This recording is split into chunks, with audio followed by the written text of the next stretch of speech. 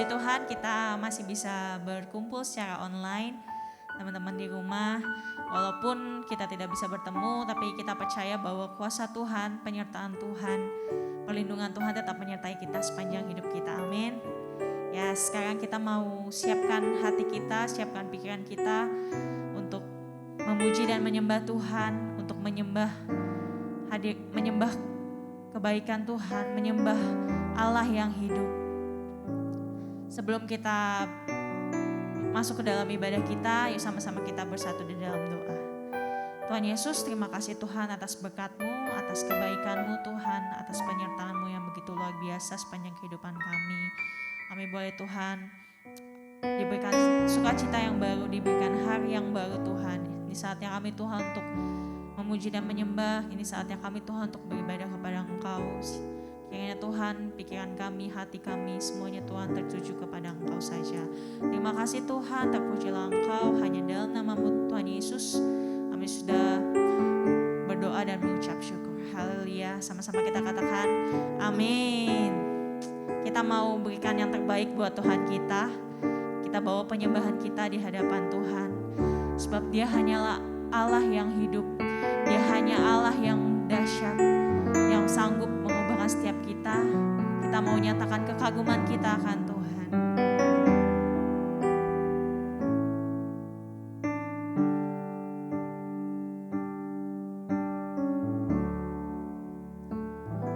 Engkau sungguh indah tiada taranya, sungguh menakjubkan,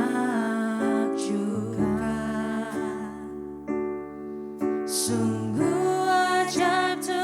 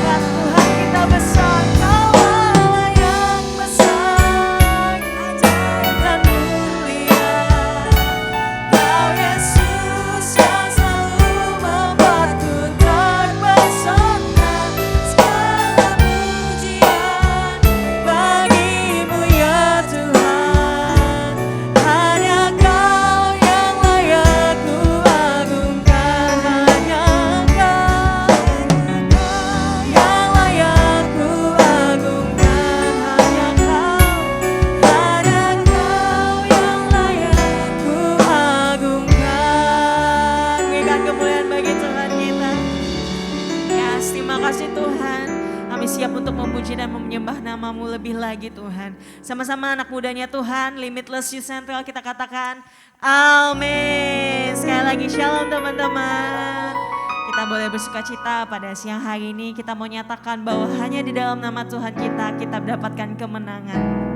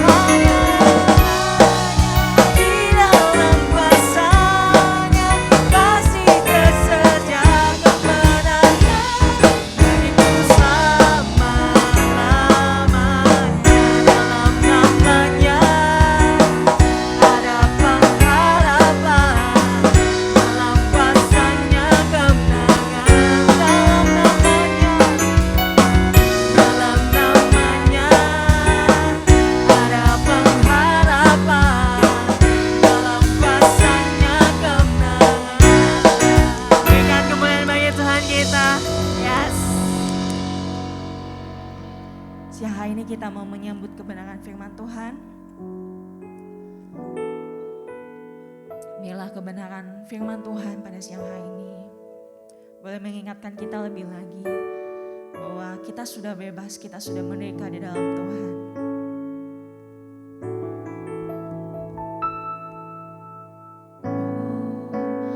Oh, oh, oh.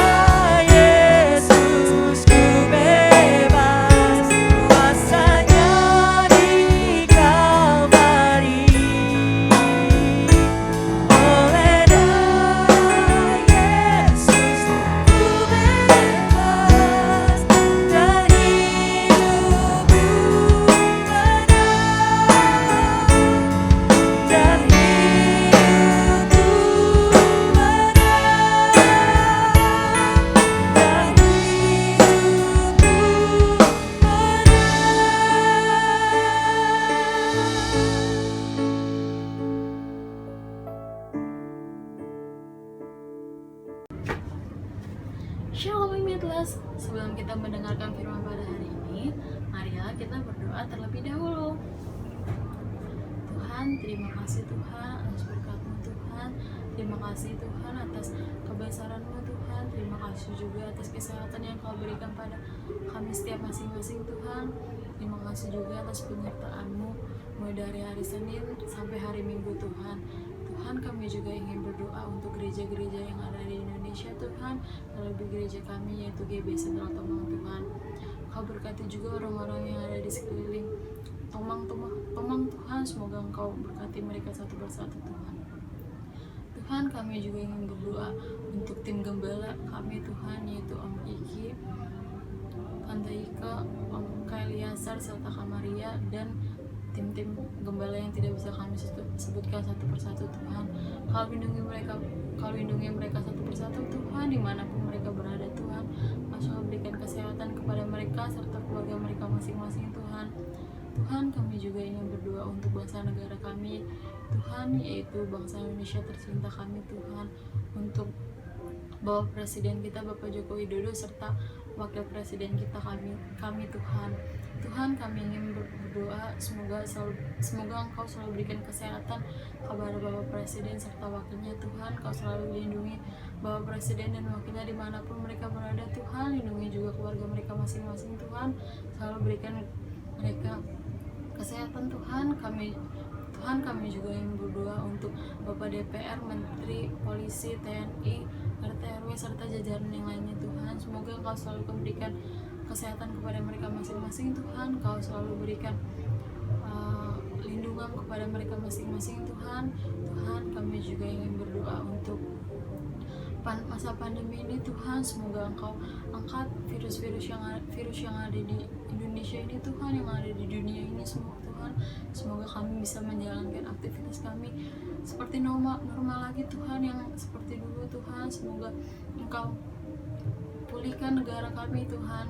Tuhan, kami percaya Tuhan, kami percaya Tuhan, kami yakin Tuhan, Kau pasti melindungi kami Tuhan. Kau pasti akan mengangkat virus-virus yang ada di Indonesia ini Tuhan. Semoga pandemi ini cepat hilang Tuhan, dan kami bisa menjalankan aktivitas kami secara normal Tuhan, tanpa memakai masker, tanpa menjaga jarak lagi Tuhan, dan kami bisa melakukan ibadah kami secara langsung Tuhan, tetap muka lagi Tuhan. Kami rindu Tuhan, kami rindu menyembah Engkau Tuhan di gereja Tuhan secara langsung Tuhan. Semoga Engkau pulihkan pandemi ini Tuhan. Semoga Engkau angkat virus COVID-19 ini Tuhan. Tuhan, kami juga ingin berdoa untuk teman-teman youth kami Tuhan, terlebih untuk ketua youth kami, Koexel Tuhan. Semoga Engkau berikan kesehatan untuk Koexel serta keluarganya Tuhan, serta kami juga berdoa untuk tim pengurus youth Tuhan. Semoga Engkau berikan kesehatan setiap kepada mereka masing-masing Tuhan. Tuhan, kami juga berdoa untuk teman-teman Limitless kita Tuhan, yang dimanapun mereka berada Tuhan. Selalu berikan mereka perlindungan Tuhan, selalu berikan mereka kesehatan yang berlimpah Tuhan, selalu berikan mereka berkat yang berlimpah Tuhan, serta keluarga mereka masing-masing Tuhan. Tuhan, kami mengucap syukur Tuhan atas berkat-Mu Tuhan. Terima kasih Tuhan atas kebesaran-Mu Tuhan. Terima kasih Tuhan Yesus, terima kasih Bapa. Haleluya, amin. Mari kita siapkan hati dan pikiran kita untuk menerima kebenaran firman Tuhan. Mari kita berdoa. Kami bersyukur kepada-Mu Tuhan yang baik, karena kami masih boleh beribadah, memuji, memuliakan nama Tuhan, dan sebentar kami mau dengar firman Tuhan, firman yang kudus yang memerdekakan kami. Tolong kami mengerti, urapan-Mu menyertai kami, dalam nama Yesus. Amin. Teman-teman, hari ini kita akan sama-sama belajar membahas tentang satu tema kita di bulan ini, yaitu tentang kemerdekaan Kristen. Bagaimana kita menjadi orang-orang yang merdeka dengan landasan iman percaya kepada Tuhan Yesus Kristus. Mari kita melihat di dalam kitab Galatia atau suratan Galatia pasal yang kelima, ayat yang pertama sampai ayat yang kelima.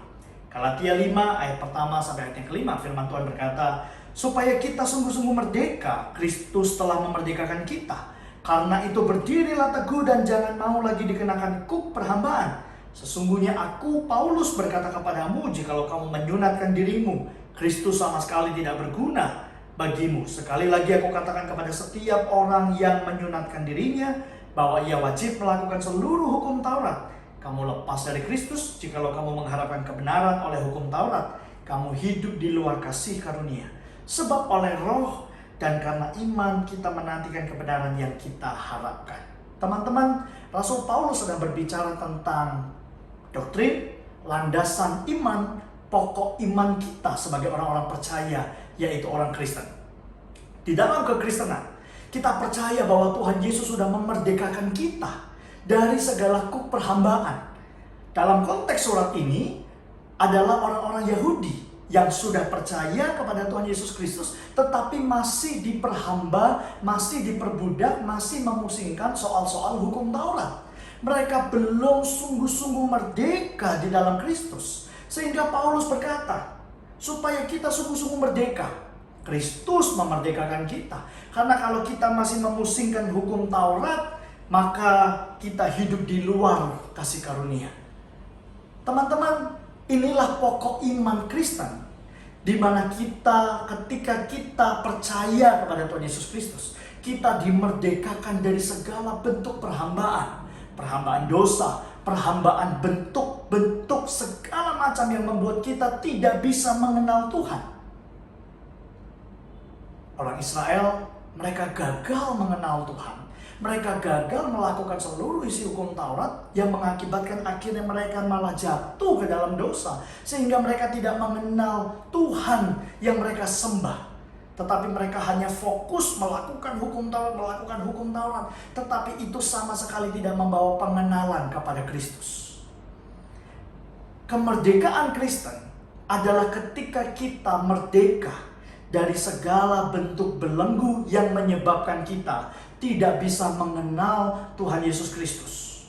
Kemerdekaan Kristen membuat kita menjadi orang-orang yang merdeka. Membuat kita menjadi orang-orang yang terbebas dari segala bentuk kuk atau beban atau segala bentuk perbudakan, termasuk perbudakan dosa. Oleh sebab itu dikatakan bahwa sebab oleh roh dan karena iman kita menantikan kebenaran yang kita harapkan. Orang Israel, orang Yahudi, mereka mengharapkan kebenaran. Tetapi mereka sangka kebenaran itu ada di dalam hukum Taurat. Tetapi ternyata tidak. Kebenaran yang kita harapkan hanya dapat kita peroleh oleh roh atau lewat roh dan dengan iman percaya kita kepada Tuhan Yesus Kristus. Lalu, apa yang dimerdekakan oleh penebusan Kristus di atas kayu salib? Kenapa kita disebut sebagai orang-orang yang merdeka? Teman-teman, saya catat ada 5 hal yang harus kita perhatikan sebagai pengikut Kristus, sebagai murid Kristus, sebagai orang-orang percaya yang sudah dimerdekakan oleh Tuhan Yesus. Yang pertama, kemerdekaan kita di dalam Kristus adalah kemerdekaan secara utuh atau secara total. Tuhan Yesus tidak hanya memerdekakan kita setengah-setengah, tetapi Dia memerdekakan kita secara rohani dan secara jasmani, merdeka secara utuh. Termasuk Dia memerdekakan status kita. Teman-teman ingat, ketika manusia pertama jatuh ke dalam dosa, kemudian dosa itu menjadi natur di dalam daging manusia, sehingga kita disebut sebagai hamba dosa, budak dosa, hamba dosa, hamba yang terikat karena dosa, terus melakukan dosa, hidup di dalam dosa. Tetapi ketika kita percaya kepada Tuhan Yesus Kristus dengan iman, maka status kita dimerdekakan dari hamba dosa menjadi hamba kebenaran. Status kita bukan lagi hamba dosa, bukan lagi budak dosa, tetapi kita hamba kebenaran. Switch, status kita berubah. Kita merdeka dari segala bentuk perhambaan dosa.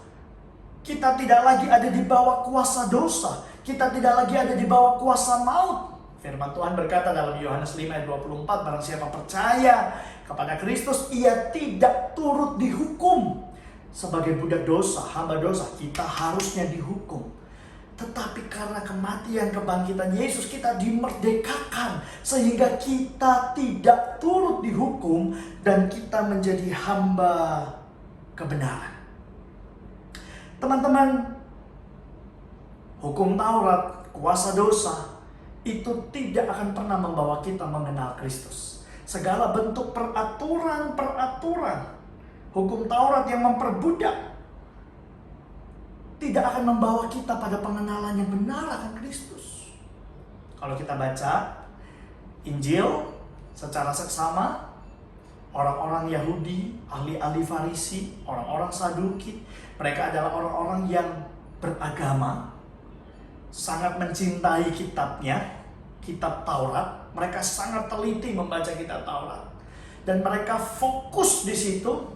Tetapi Tuhan Yesus menentang mereka. Karena Tuhan Yesus menyebut mereka adalah orang-orang yang munafik. Karena mereka berusaha melakukan segala bentuk hukum Taurat.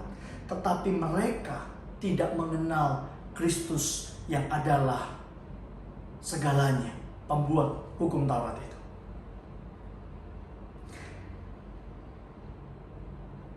That's why kenapa Yesus menolak ahli-ahli Taurat, Yesus menolak orang-orang Farisi. Karena mereka melakukan hukum Taurat fokusnya pada diri sendiri, bukan fokus kepada pengenalan, bukan fokus kepada Tuhan yang mereka sembah, tetapi mereka hanya fokus kepada diri sendiri. Ketika mereka melihat ada orang tidak melakukan ini, mereka langsung, kamu melanggar hukum Taurat. Padahal Alkitab juga sebut mereka adalah orang-orang munafik yang hanya beragama, melakukan kegiatan agama hanya untuk dilihat orang, tapi hatinya busuk. Hatinya sama sekali tidak mengenal Allah. Kemerdekaan Kristen adalah kemerdekaan kita dari segala bentuk aturan, hukum yang membuat kita tidak mengenal Kristus dengan benar. Ayat yang sangat terkenal dalam Injil Matius 11 ayat 28. Firman Tuhan berkata, mari datang kepadaku engkau yang letih lesu dan berbeban berat, sebab aku akan memberikan kelegaan kepadamu. Teman-teman, konteks ayat ini adalah Tuhan berbicara kepada orang-orang Yahudi, orang-orang Israel pada waktu itu yang sangat berat hidupnya karena mereka harus melakukan hukum Taurat.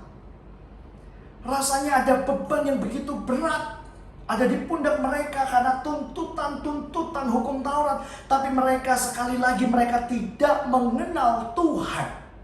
Mereka hanya berasumsi, beranggapan mereka menyembah Tuhan lewat hukum Taurat, tapi ternyata tidak. Sehingga ketika Yesus berjumpa dengan mereka, Yesus berkata, datang kepadaku, come to me. Aku beri kamu kelegaan. Saudara bayangkan ketika kita punya beban yang begitu berat dalam pundak kita. Ketika beban itu dilepaskan, rasanya lega sekali. Rasanya kita merdeka. Rasanya kita free. Bangsa Israel gagal mengenal Tuhan karena mereka hanya fokus melakukan hukum Taurat, tetapi hatinya tidak sungguh-sungguh mengenal Allah. Jadi kemerdekaan Kristen adalah kemerdekaan yang memerdekakan kita secara utuh, secara total, secara rohani dan jasmani. Kalau kita mau merdeka, kalau kita mau merasakan beban kita diangkat, maka kita harus mengenal Tuhan Yesus Kristus. Lewat apa? Roh dan iman. Yang berikutnya, kemerdekaan Kristen adalah kemerdekaan yang memulihkan hubungan kita dengan Bapa. Sekali lagi, kemerdekaan Kristen adalah kemerdekaan yang memulihkan hubungan kita dengan Bapa. Jadi ketika kita memutuskan percaya Yesus, ada hubungan yang dipulihkan. Ada hubungan yang tadinya renggang, kembali disambung. Hubungan yang tadinya retak, rusak, ini kembali menjadi satu hubungan yang mesra, hubungan yang harmonis antara saya, saudara, dengan Tuhan di sorga. Ya, kita tahu cerita. Alkitab berkata bahwa orang-orang Israel, orang-orang Yahudi, untuk bertemu dengan Tuhan, untuk menyembah Tuhan, mereka harus dengan ini, dengan itu, dengan ini, dengan itu. Tetapi lewat salib Kristus, lewat kematian kebangkitan Kristus, maka semuanya itu bukan lagi menjadi satu sarana kita untuk mengenal Tuhan. Mari kita lihat di dalam Ibrani pasal 4. Ibrani pasal 4 ayatnya yang ke-16, teman-teman. Ibrani pasal 4 ayatnya yang ke-16. Ibrani 4 ayat 16 firman Tuhan berkata begini. Sebab itu marilah kita dengan penuh keberanian menghampiri tata kasih karunia supaya kita menerima rahmat dan menemukan kasih karunia untuk mendapat pertolongan kita pada waktunya. Marilah kita dengan penuh keberanian sebelum kedatangan Tuhan Yesus, sebelum kelahiran Tuhan Yesus. Orang-orang tidak ada yang berani menghampiri tahta. Ada satu jarak yang begitu jauh antara Tuhan dan umatnya. Tetapi ketika Kristus mati di atas kayu salib, kita tahu peristiwa apa yang terjadi. Bait Allah roboh, terbelah menjadi dua. Dan itu juga menandakan bahwa tidak ada lagi pemisah antara Tuhan dan umatnya. Mari kita dengan penuh keberanian menghampiri tata kasih karunia Allah. Ada hubungan yang dipulihkan antara kita dengan Tuhan. Bukankah sebuah statement yang begitu terkenal, katanya Kristen itu hubungan, bukan agama, betul? Kristen itu hubungan, it's about relationship antara Tuhan dan manusia yang diciptakannya. Tapi sayangnya kenapa banyak orang Kristen gak punya hubungan dengan Tuhan? Mari kita menyadari kemerdekaan kita adalah kemerdekaan yang memulihkan hubungan kita dengan Tuhan. Kita menyembah Dia dalam roh dan kebenaran. Kita memanggil Dia ya Aba, ya Bapa. Ingat, saudara, dulu kita adalah budak dosa. Kita adalah hamba dosa. Kita gak layak memanggil Dia ya Aba, ya Bapa. No, kita gak layak. Tetapi karena kematian Yesus, kebangkitan Yesus, Dia melayakkan kita sehingga kita memanggil Dia ya Aba, ya Bapa. Ada hubungan yang dipulihkan antara Tuhan dan manusia. Sehingga saudara, saya percaya tidak ada lagi kata-kata yang berkata saya nggak layak, Tuhan benci saya. Kalau Tuhan benci manusia, Dia tidak akan merelakan putranya yang tunggal untuk mati di atas kayu salib. Tetapi Tuhan sudah membuka tangannya lebar-lebar dan menunggu kapan kita bertobat, kapan kita kembali kepada Dia. Karena Tuhan ingin hubungan kita dipulihkan, dan Tuhan sudah memulai lewat penyaliban Kristus, lewat peristiwa salib. Tuhan memulihkan hubungan. Sekarang tinggal waktunya kita, kapan kita mau datang sama Tuhan dan membangun hubungan bersama dengan Tuhan. Orang-orang Kristen adalah orang-orang yang merdeka, menyembah Tuhan. Dan Tuhan ada di dalam diri kita. Kita menyebut Dia ya Aba, ya Bapa. Yang ketiga, teman-teman, kita belajar bahwa kemerdekaan Kristen adalah kemerdekaan iman yang melahirkan kasih. Bukan sebaliknya, bukan kasih melahirkan iman, bukan. Tetapi iman yang melahirkan kasih. Saya percaya bahwa kenapa kita bisa mengasihi orang? Karena kita punya iman yang mengekspresikan kasih. Iman yang benar melahirkan kasih yang benar. Tetapi kasih yang benar belum tentu lahir dari iman yang benar, saudara. Banyak orang bisa mengasihi karena ada maunya, bukan didorong oleh imannya, bukan didorong oleh kerinduan dan keinginannya. Banyak orang menolong, membantu, tapi ada maunya. Tetapi kemerdekaan Kristen adalah kemerdekaan di mana iman percaya kita kepada Tuhan Yesus Kristus melahirkan kasih. Karena kita menyembah Tuhan yang adalah kasih. God is love, Allah adalah kasih. Jadi ketika kita beriman kepadanya, maka iman itu akan memproduksi atau melahirkan kasih yang akan kita nyatakan kepada sesama kita. So, makanya Tuhan Yesus berkata, kalau kamu saling mengasihi, maka mereka akan tahu kamu benar-benar adalah muridku. Apa sih bukti kita adalah murid Kristus? Saling mengasihi. Mengasihi di sini mengasihi agape, saudara. Mengasihi tanpa syarat, mengasihi tanpa imbalan, mengasihi tanpa pamrih. Tetapi mengasihi karena iman kita melahirkan kasih. Kasih kepada Allah, kasih kepada sesama, kasih kepada diri sendiri. Itulah hukum yang terutama. Dan saya percaya dasarnya adalah iman. Tanpa iman tidak mungkin orang berkenan kepada Allah. Ibrani 11 ayat yang ke-6. Coba kita melihat di dalam Ibrani pasal 11 ayat yang ke-6. Firman Tuhan berkata, tetapi tanpa iman tidak mungkin orang berkenan kepada Allah. So the first step adalah kita punya iman dan kita melahirkan kasih. Maka kita berkenan kepada Tuhan.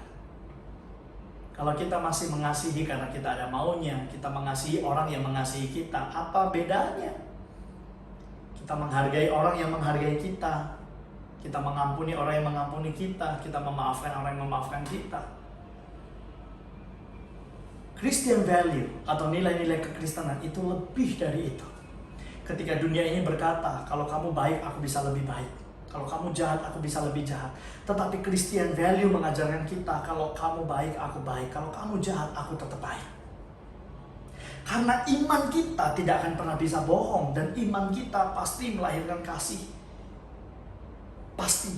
Jadi kemerdekaan Kristen, orang-orang yang merdeka adalah orang-orang yang mengekspresikan imannya dengan melahirkan kasih kepada sesamanya. Kasih agape, kasih yang tanpa syarat, kasih yang rela berkorban. Dan itulah yang Tuhan Yesus mau kita lakukan sebagai murid-muridnya. Teman-teman, bukti bahwa Kristus dimuliakan lewat kehidupan kita adalah ketika kita melakukan apa yang pernah Yesus lakukan. Apa yang Yesus lakukan? For God so loved the world. Karena begitu besar kasih Allah akan dunia ini, Tuhan selalu bergerak dengan kasih, Tuhan selalu hidup dengan kasih, bahkan Tuhan selalu berjalan dengan kasih. Dan kasih itu yang dapat membebaskan orang dari segala belenggu, kasih membebaskan orang dari segala kepahitan, kasih membebaskan orang dari segala penyakit, kasih membebaskan orang dari keterpurukan dan keputusasaan. So, kalau kita menjadi orang-orang yang merdeka, kita adalah orang-orang yang mahir mengekspresikan iman kita lewat kasih. Yang berikutnya, kemerdekaan Kristen adalah kemerdekaan yang bertanggung jawab. Coba kita melihat di dalam Galatia pasalnya yang kelima, teman-teman. Galatia pasal yang kelima, ayatnya yang ke-13. Firman Tuhan berkata begini, saudara-saudara, memang kamu telah dipanggil untuk merdeka. Tetapi janganlah kamu mempergunakan kemerdekaan itu sebagai kesempatan untuk kehidupan dalam dosa. Melainkan layanilah seorang akan yang lain oleh kasih. Teman-teman ingat, kita dimerdekakan bukan untuk seenaknya berbuat dosa. Tetapi kita dimerdekakan dari dosa untuk kita menjadi orang-orang yang dapat melahirkan kasih. Kita dimerdekakan dari dosa, bukan dimerdekakan melakukan dosa. Jadi ini peringatan. Makanya kan banyak orang berkata, enak banget jadi orang Kristen ya. Bikin dosa minta ampun, bikin dosa minta ampun, bikin dosa minta ampun. Bukan, saudara. Kalau kita betul-betul sadar kita adalah orang-orang merdeka, justru kita akan semakin meninggalkan kehidupan dosa. Karena kita sadar saya orang yang merdeka. Saya orang yang sudah dibebaskan dari penjajahan akan dosa. Saya tahu rasanya jadi budak dosa tidak enak. Saya tahu rasanya jadi hamba dosa tidak enak. Capek, terbelenggu. Dan sekarang saya sudah dibebaskan, saya sudah dimerdekakan. Saya tidak mau kembali lagi pada kuk perhambaan dosa. Oleh sebab itu Paulus katakan, jangan kamu pergunakan kemerdekaanmu untuk kesempatan berbuat dosa. Artinya kalau kita masih hidup dalam dosa, menganggap kemerdekaan kita sebagai satu kesempatan berbuat dosa, artinya kita orang-orang yang belum merdeka. Paulus katakan, belum sungguh-sungguh merdeka. Apa cirinya orang yang sudah merdeka? Dia melayani seorang akan yang lain, lagi-lagi oleh kasih. Jadi bukan Wah, enak banget jadi orang Kristen. Bikin dosa, minta ampun. Bikin dosa, minta ampun. Tidak. Bukan. Tetapi kita menjadi orang-orang yang dimerdekakan dari kuasa perhambaan dosa yang justru membebani kehidupan kita, menghalangi kita untuk mengenal Tuhan Allah. Ingat saudara bahwa dosa tidak akan pernah membawa kita mengenal Tuhan. Dosa justru menjauhkan kita dari Tuhan. Dosa justru membuat kita kehilangan kesempatan untuk mengenal Tuhan. Oleh sebab itu Tuhan sudah melakukan bagiannya. Dia mengutus putranya, mati di atas kayu salib, dia bangkit, dia naik ke sorga. Dia membuka jalan bagi kita untuk kita diselamatkan, dibebaskan, dimerdekakan dari segala kuasa hukum dosa. Yang terakhir, yang kelima, kemerdekaan Kristen adalah kemerdekaan untuk kita saling mengasihi dan melayani satu sama lain. Ya, seperti yang kita baca barusan, layanilah seorang akan yang lain oleh kasih. Teman-teman, hanya orang-orang yang sudah merdeka yang dapat menuntun, menjaga, memimpin, dan membawa orang lain kepada kemerdekaan di dalam Kristus. Firman Tuhan berkata orang buta tidak mungkin menuntun orang buta. Kalau kita belum merdeka, kita juga tidak bisa membawa orang lain kepada kemerdekaan. Kalau kita mau bawa orang lain pada kemerdekaan Kristus, maka kita sendiri harus dibebaskan, harus dimerdekakan terlebih dahulu. Ketika saya sudah merdeka, saya hidup lepas dari bayang-bayang hukum dosa, hukum maut, hamba dosa. Maka disitulah saya bisa menolong orang lain di sekeliling saya untuk keluar dari perhambaan dosa, keluar dari budak dosa, menuju pada kemerdekaan di dalam Kristus. Jadi pastikan bahwa kita benar-benar dan sungguh-sungguh merdeka. Iman yang melahirkan kasih, dan kita semakin menjauhi dosa. Itu bukti bahwa kita adalah orang-orang yang merdeka di dalam Kristus. Ketika kita sudah sungguh-sungguh merdeka, kita dapat menolong orang lain keluar dari kuasa kutukan dosa. So, mari teman-teman kita berjuang sebagai orang-orang percaya. Setiap minggu kita melayani Tuhan, mendengar firman Tuhan. Harus ada progres, harus ada pertumbuhan. Karena saya percaya bahwa kekristenan itu progresif, bertumbuh. Dari anak-anak, dari bayi rohani, anak-anak, dewasa rohani, sampai kita kuat di dalam iman. Mari teman-teman, kita terus berproses dan terus bertumbuh di dalam iman percaya kita. Mungkin hari-hari ini kita merdeka dari satu hal, kita merdeka dari dua hal, tapi ada 1, 2, 3, 4 hal lainnya yang belum kita merdeka. Mari terus berjuang sampai kita benar-benar merdeka, sungguh-sungguh merdeka. Dan saya percaya Tuhan mau pakai kita, Tuhan mau pakai saya, Tuhan mau pakai kamu, Tuhan mau pakai kita semua. Kenapa?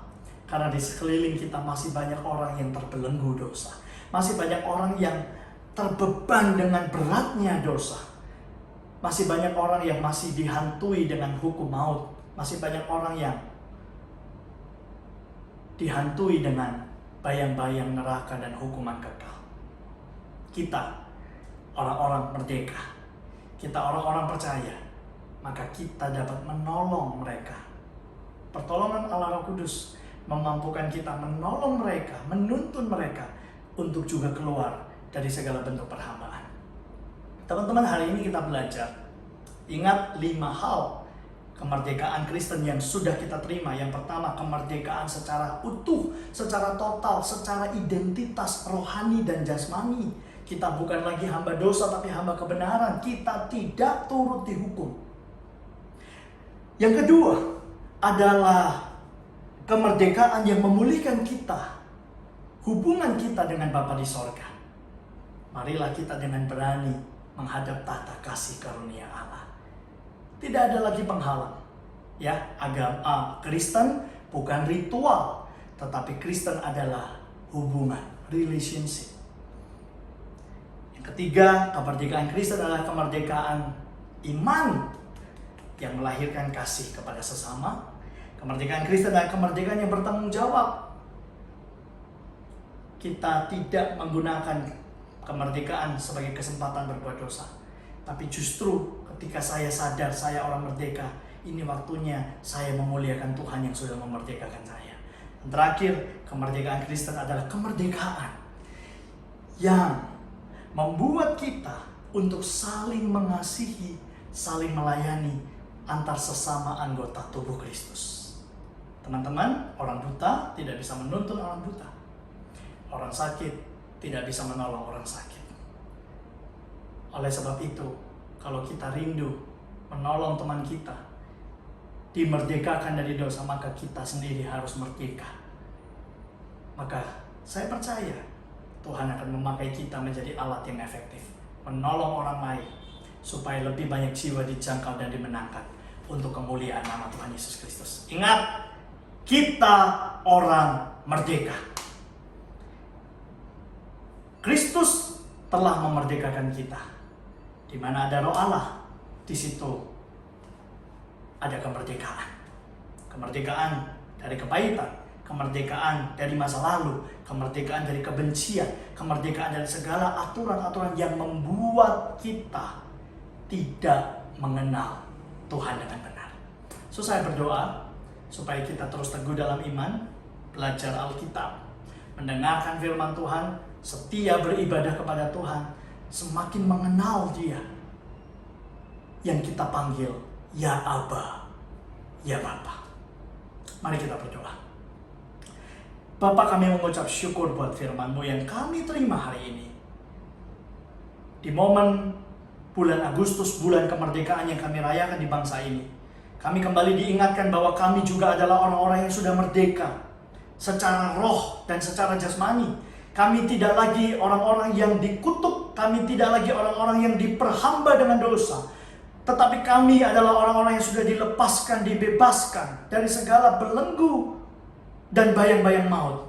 Sehingga kami, oleh karena kasih karunia-Mu, kami beroleh keberanian untuk menghampiri tata kasih karunia Allah. Terima kasih Tuhan. Terus nyatakan kemurahan-Mu dalam kehidupan kami, supaya kami terus berjuang, berusaha sebagai orang-orang Kristen, orang-orang yang merdeka, memuliakan Tuhan. Berkati hamba-hamba-Mu Tuhan di Limitless Youth, semoga komunitas ini terus bertambah maju, bertambah secara kualitas dan kuantitas. Nama Tuhan dipuji dan dipermuliakan. Berkati keluarga kami, beri kesehatan, kekuatan, sukacita, dan damai sejahtera. Studi kami diberkati Tuhan, pekerjaan kami diberkati Tuhan. Apapun yang kami kerjakan Tuhan buat berhasil. Berkati gereja kami, berkati gembala kami, staf penggembalaan, seluruh aktivis pelayan yang ada Tuhan menolong, memberkati, supaya gereja ini juga boleh ada untuk memuliakan Tuhan dan menjadi saksi di tengah-tengah kota kami Jakarta. Terima kasih Tuhan Yesus. Terpujilah nama-Mu, dan sebentar kami menyelesaikan ibadah kami hari ini. Kami percaya ada berkat terbaik, berkat terindah secara rohani yang Tuhan sediakan buat kami. Mari kekasih-kekasih Tuhan, angkatlah kedua tangan-Mu, arahkanlah hati-Mu kepada Tuhan Yesus Kristus, dan terimalah berkat yang berlimpah-limpah dari Allah Bapa, cinta kasih dari Tuhan Yesus Kristus, dan persekutuan yang manis dengan Allah Roh Kudus menyertai setiap kita, mulai pagi hari ini sampai Tuhan Yesus datang, bahkan sampai selama-lamanya menjemput kita di atas awan permai. Di dalam nama Yesus, haleluya, amin. Tuhan Yesus memberkati.